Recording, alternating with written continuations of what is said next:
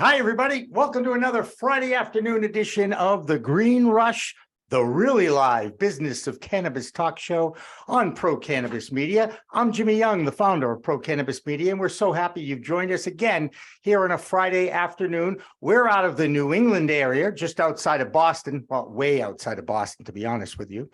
And I'm going to be joined by two guest hosts from both ends of the country, New Jersey and Washington State. Josh Kincaid is with us from Washington State, and Doug Miller from New Jersey is with us as well.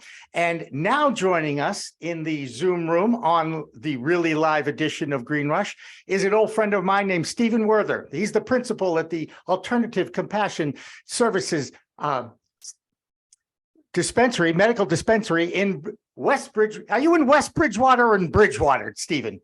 Regular Bridgewater, just Bridgewater. Regular Bridgewater, Massachusetts, a small town of how many? There's about 30,000 residents in Bridgewater. All right, 30,000. That's not bad at all. Stephen is here for a number of reasons. One is he's a friend of mine. Second of all, he is also the owner of a medical only dispensary in Massachusetts. And tomorrow in Bridgewater, there'll be a vote that the people that live there get to say to Stephen, hey, you can have an adult use, or you could go after an adult use license now. Stephen, are you nervous about this or what? Sure. Cautiously optimistic. Been working at this for a long time. 2 years ago, the town council voted to block us from being able to add or convert to adult use. We actually want to add adult use. But yeah, so luckily a couple of the town councilors got this vote on tomorrow. There's a special election in town actually for 8 of the 9 town councilor seats. And there's this one question on the ballot that would allow the 2 existing medical dispensaries in Bridgewater to be able to add or convert rec sales. So yeah. And New Jersey and Washington, I'm guessing that this also happened. And Doug, you're in New Jersey. When they first went adult use only a few months ago, there was, again, a lot of pushback by local communities. Has that started to soften a little bit? It has a little bit. They want some of the tax revenue, and they just want to have extra businesses in town and attract foot traffic. So some of the towns have definitely lightened up on it. But yeah, it was something to see, because only some of the dispensaries that were medical use were allowed to become adult use, and some had stipulations where they could only open up at 4 p.m. on certain days. It was the craziest thing at first. They were just like making up rules as they went along, it seemed like. But that sounds like Massachusetts. That sounds like every new state. Josh, being the elder state in Washington State, is it separated between adult use and medical, or how does it work in Washington State? So we started off medical, and then we went recreational about, I think 10 years, maybe. No, so sorry, 2016 is when we went adult use. And ever since then, the numbers have just plummeted. Nobody really goes out because it doesn't really make sense. Literally doesn't save you anything. You get 10% off maybe if you're going to go buy at a store. The advantage, however, is if you want to grow, you have to have a medical card. Otherwise, it's literally a felony to grow without one. So that's one advantage. Yeah. And again, every state's rules and laws are different. There are new states coming on board on a regular basis. New York, of course, opened up for legal sales this week. And from what I've seen is the lines were many blocks long, and it was a bit crazy, but you know what? It got done, and now it's out there. Stephen, let's go back to you for a second. The move from medicinal to adult use opens up the entire market to you, right? Rather than those like myself who have a medical card, right? Exactly. Yeah, there are a lot of people, and we can get into the whole discussion or whatever about medicinal and recreational, but there are a lot of people that don't want to get their cards, but they still want to be able to get cannabis. We have we have some products that are clearly medically focused that you don't generally see at adult use stores in Massachusetts, like RSO, for example. But yeah, we want to open it up so that people that don't want to get their cards still have access to our fantastic products. Yeah. And then you've been in operation, tell me, August, I know it was August, and I just don't know what year, 2019, 2018? Yeah, 2018. So 4.5 years for retail. We started cultivating 5 years, and this March will be 5 years ago we started cultivation. Yeah. And your facility you could replicate your facility pretty much anywhere because you've got the grow underneath, the offices and the dispensary are above it. And then you've got a whole bunch of parking spots all around your facility out there. And I've always found it easy on, easy off the highway in Massachusetts. Are you starting to see, are people finding you much easier now? Yeah, we don't have any. Yeah, I mean, as far as finding us, it's easy to find us. We have people that still come to us and are, get to the door and don't realize we're medical only, and obviously we can't let them in. So, yeah, but yeah, getting here, as you're somewhat familiar with, we're right off of Main Highway, so it's pretty easy. All right, I'm going to turn it right around and ask both Doug and Josh this question. The word recreational. Josh, are you comfortable with that as opposed to adult use? I use them almost interchangeably just because we were using recreational as a word for a long time, but I think adult use is more appropriate, and so I've been trying to lead with that. I don't think recreational is it's not really my opinion. I think we all use cannabis medicinally, whether it's for anxiety or pain, inflammation, whatever reason we're using it for. It all the common denominator is some kind of medicinal benefit to that. So I try not to say recreational because that means like we're going out and eating edibles and partying and having a good time. And some people do that on a Friday night, but I don't think that's the majority nor the holistic approach the industry necessarily wants to take. Yeah.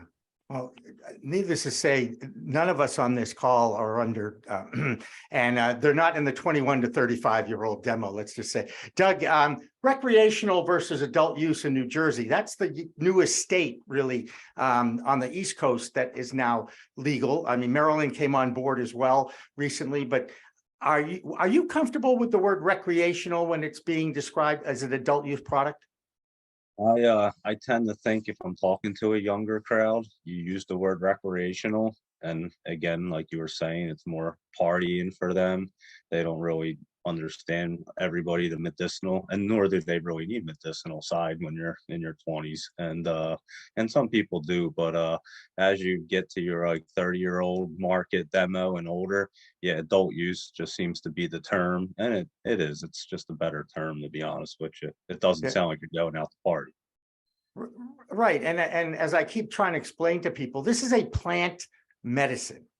Stephen, I know you're adamant about this. You know the medicinal qualities of this plant, and you want to be able to provide good product to your customers because you see the impact it had. I know there's at least one story that has always kind of given me goosebumps about that couple that came in with a child, I believe, and you guys were able to kind of concoct some kind of a magic potion, and it helped him out. As an owner of a cannabis dispensary, isn't that one of the reasons why you got into it, was to help people? Yeah, frankly, it was the whole reason I went into it. Back in back in 2016, when the adult use market was legalized in Mass too. But we went into business. We strictly went into business for medical. I mean, we wanted to help people.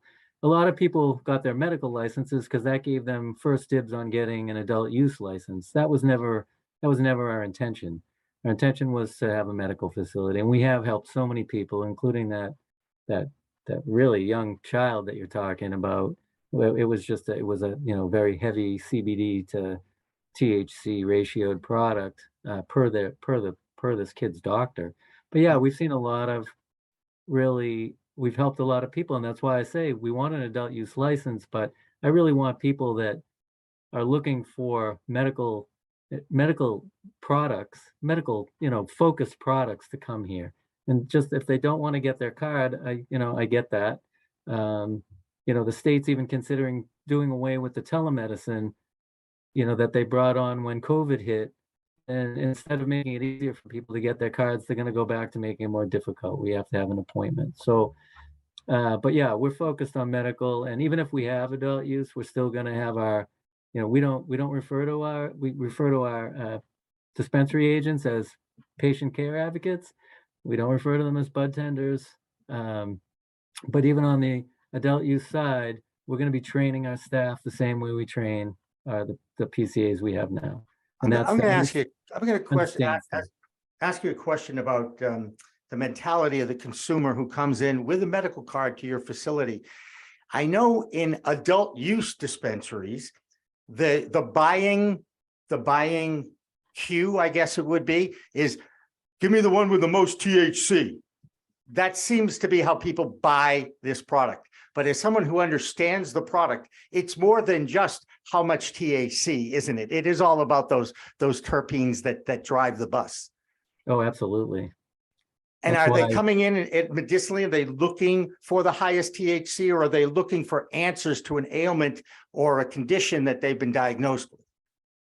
So honestly, I mean, there's a little of both, right? But a lot of people that come in here, and I would say, probably a majority of our patients, they're looking for relief. So they want to know what strain, what combination, whether it's a one-to-one product or whatever it is. They're looking for that relief, and they're looking for the right, how you titrate, whether you eat it, smoke it, vape it, whatever it is. That's the majority of our patients, and those are the kinds of people that we're targeted at helping. So, but there are some people that we call them tack hunters, and they're going to be out there. And frankly, the industry is doing it to themselves, right? Rather than being focused on the terpenes and the flavonoids, and there's a reason why everyone claims whole plant medicine is best. I think it's interesting how you view that, but I do want to go back to and also correct myself. It's not just a grow facility underneath. In the same level that you have your offices and your dispensary, you've got a pretty elaborate kitchen and manufacturing facility right there. That's what I mean about you could pick up the whole thing and move it anywhere and start up just like it. I mean, it's a replicable franchise almost. I suppose in some ways it is. Yeah. Right. The people behind all of this. But yeah, I mean, in that regard, it is a medical license in Massachusetts allows you to cultivate, do production, which is edibles, concentrates, and have a retail store. Whereas if you're an adult use, the cultivation license, a production license, and a retail adult use, those are all separate licenses. Right, and if I remember correctly, was it 17,000 square foot grow? Well, the buildings are almost over 25,000 square feet. Okay. We have about 10,000 feet of actual canopy. There you go. And of that percentage, how much are you able to wholesale? Because you could still wholesale some of that, right? Sure. Yeah, we have to. So in Massachusetts, we're required to maintain a minimum of 30% of our inventory for our medical patients. Yep. Right now, probably 95% of our products go to our medical patients, and we wholesale a small amount. Yeah, it's vertical integration. But you're going for the adult license because you want to expand your market. Like any businessman wants to get the most reach and availability for their products for adults. And the bigger your market, the better your business is going to do. Obviously, this is why you're moving towards an adult use vote anyway. And how do you view the vote? Are you confident going in or what? Yeah, we are confident. We've done a lot of outreach here. And most of the people we've come across are for it. I mean, definitely sentiment seems to have changed. There's always a vocal no people, and Bridgewater has this pretty vocal no group. They tend to be on the smaller side, and they just cite all the things that we all know in this industry just not to be true. But you can put stuff out there, and it's hard to sometimes refute that stuff. So, but they put stuff out. You know, they're still, these guys are in Bridgewater still using the whole gateway thing. It's comical, really, but You so know, yeah, we're optimistic. We really think we have a good shot at getting this squared away. well, I hope so. We certainly hope so. And I will be marching with you guys. I'll be hanging out for a little bit in the morning, late morning, down there in Bridgewater. And if anybody is going in to vote no, let me at them. Okay, let me at them. I think I could sway them one way or another. Yeah. Hey, Doug, if you were confronted by a naysayer in your backyard, how would you spin them around to the other side? What are some of the factoids that you've used to enlighten people about the medicinal products of this plant? I always just explain what I've seen firsthand and what I've done firsthand. And that is, unfortunately, my mom was one of the first patients in the state of New Jersey to receive the medical card in 2016. She unfortunately passed away from colon cancer. But at that time, I was a chef, so I would make all of her food with butter. And I saw firsthand what it would do for her. She told all the doctors what it did for her. No other medicines really helped her.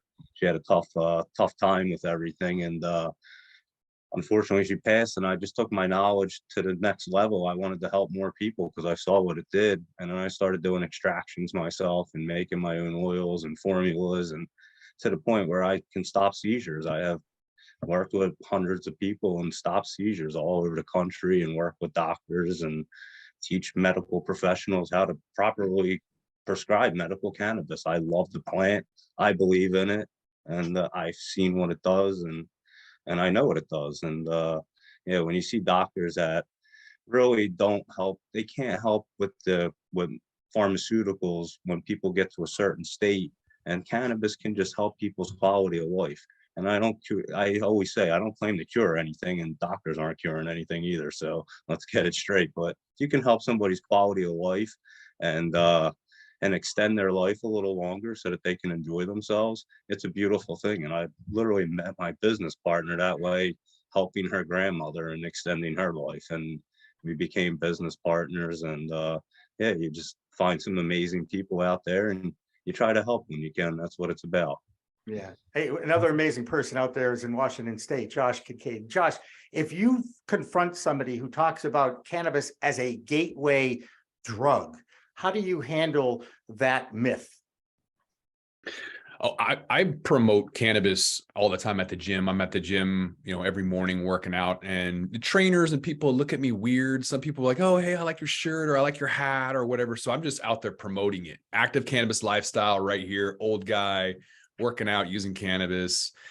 And that's how I promote it. I'm just living my life. I'm trying to lead by example, and getting rid of some of those myths. So I'm not just this young kid trying to get high, right? So the first thing I would say is, if you think this t-shirt is inappropriate to wear to a gym, what about the machine you have over there that's dispensing sugary beverages? Sugar causes all of these ailments: diabetes, glaucoma, cancer, heart issues, spontaneous combustion, like whatever the issue. Cannabis is not any of those. And so I want to kind of show people and just kind of, again, lead by example rather than having some kind of confrontation. I'd rather just show by example. But if they want to come to me and say, hey, that shirt's not appropriate to wear at the gym, that's the first thing I would say is, neither is the Red Bull, and they've got this other cafe that serves nothing but waffles and sugary beverages. And this is supposed to be a healthcare facility. Come on now. Oh, America, what a country. Stephen, how do you handle that pushback on gateway? It's a gateway drug. I have a great line, but I'm going to let you go first, and then I'm going to follow it up. Go ahead. Yeah, I mean, it's similar to what these guys said. I mean, it doesn't make any sense. I mean, talk about things that, as Josh was saying, I mean, things are addictive. Sugar's addictive. Coffee's addictive. Cigarettes are addictive. There's so many things that are worse for you, clearly, but if you look at the list, cannabis is way down the bottom of the list from all these other things. So yeah, we just try and address it, that there are a lot of things people can get addicted to. People have addictive personalities. Doesn't matter what it is: food, chocolate, coffee, it doesn't matter. So that's how we try that's how we try best to address it and say it's, it's not anything about cannabis. It's about people's personalities and whether they can use something appropriately or abuse it, whether people are going to abuse it. Yeah, and I always start with, excuse me, do you drink coffee? Have you ever skipped a day without coffee? Do you know how you feel after that? Because that is a far more addictive drug than the cannabis plant. I mean, we've all gone through it. 91% of Americans, by the way, have 1 cup of coffee a day. And to me, seems to me that they probably have had a coffee before they imbibe in any other medicine or drug out there. So who's to say that caffeine isn't the true culprit here and the true gateway to start using a product that has some medicinal benefits? What does coffee do for us all? It wakes us up. It helps us focus in the morning. It gets rid of that drag you have when you first are getting up out of bed. That's an addiction, folks. And it's provided by your employer. It's psychoactive, and you have all these employers they literally offer you free coffee to say, go get that drug as long as it works and benefits us. Yeah. Go ahead, we're going to pay for it. And, you know, the other thing I like to say is the endocannabinoid system speaks volumes. So what I like to tell people is that, you know, just like the electrical outlet on your wall, all those switches, digestive system, immune system, respiratory systems runs on your endocannabinoid system. And if your ECS is dry, what do you think is doing that to your system? We don't have an Advil or an ibuprofen system. You're going to block your CB1, CB2 receptor cells and try to block the pain and inflammation. That's okay, but your body's not breathing. And so trying to explain that to somebody who might be one of those NIMBYs, the not in my backyard types, is the first thing I would go to is say, you have an endocannabinoid system that requires cannabinoids like CBD or THC to run on it. And if it's dry, probably not a good thing. Running a car dry with no oil, not good. You know, looking at a train that runs dry on its tracks, you put something in the way, what happens? Decimated. So I wouldn't probably try to run on a dry endocannabinoid system knowing that. So I keep mine flush. And to add to that, I always say it's a real simple formula. Why cannabis works. Cannabis works because it reduces inflammation and stress. Stress causes everything, causes all your inflammation, which causes just about every ailment. So when you have a plant that's natural and it actually reduces the two things that cause all your ailments, it doesn't take rocket science to figure it out. You just have to find the right formula that works for you. Every person's different. And I explained, that's why pharmaceutical medicinal medicine don't work, because it's all geared like 1 to 1,000 people it can work perfect for, and the rest is just going to kind of work for. And unless you can, and who's sitting there trying to figure out their pills and milligrams and stuff like that with something pharmaceutical? You just take what the doctor tells you. At least cannabis, you can actually figure out your dosage, have edibles, have different forms of digesting it and inhaling it, whatever you like, and figure out exactly what you need. Some bigger people need a lot before they even feel anything, and smaller people don't need so much, and it's vice versa. You just never know on the person or what pain they're in. So it you can figure it out and manage it, and it's never harming anybody. I always say it never interacts with any of your medicines. Not that I've ever seen. I just saw that they were talking about anesthesiology. The anesthesiologists were saying they want to wait like 2 hours, have people medically tested, and wait 2 hours if they come up from smoking, because it could interact with that. And I smoked my whole life before surgeries, and I get you. I totally, and I think it's the biggest thing. It's almost like a huge self-medication study going on right now in legal states all over the United States, because we're all still learning what impact this cultivar might have on my body, what impact that cultivar might have on my body. What if I took just a 4-to-1 CBD to THC, or a 10-to-1 CBD to THC like I do every morning? That to me is really learning what your own body needs. Stephen Werther, I know you'd love to get these two guys out there talking to the Bridgewater residents, but the only way that's going to happen now is if we play back the interviews for them there. You know what I mean, right? I do. All right. Well, look, anybody that's in the Bridgewater area, please go out to vote at the middle school tomorrow. I think, Stephen, you said 7 a.m. to 8 p.m. the polls are open. Polls are open. We'll Okay. be there with signs. If you know anybody, if you don't live in Bridgewater, but you know somebody, tell them Call to 'em. come down and support us. Yeah, if you don't, you're right, exactly. If you're not in the area and you know somebody in that town, by all means, pick up the phone, email them, text them, whatever you do to communicate and get them out to vote. Stephen Werther, so appreciate you coming on. You know, we should also mention that Bridgewater isn't the only town you're in. You opened up where? We have a medical dispensary in Hull, Mass. Hull, Mass, which is the home of Nantasket Beach, which It has is. right. I mean, anybody who grew up in the greater Boston area knows all about Nantasket Beach. And, you know, I've been going to that beach since I was 3 years old, and I have a picture to prove it. Not that I'm going to show that. Okay. Stephen Werther from ACS, thank you so much for coming on. Appreciate it. And we will continue with our Green Rush Live Business of Cannabis talk show after this break. And after all, we missed 420. So Jonathan Edwards, he's got to bring us right back to it. It is Friday after all. With that, we're going to roll this one up. I'm Josh Kincaid. This is The Talking Hedge. Don't forget to like, share, and subscribe, or don't, and I'm out. Don't forget to smash that like button on your way out and check out these other videos that we've got.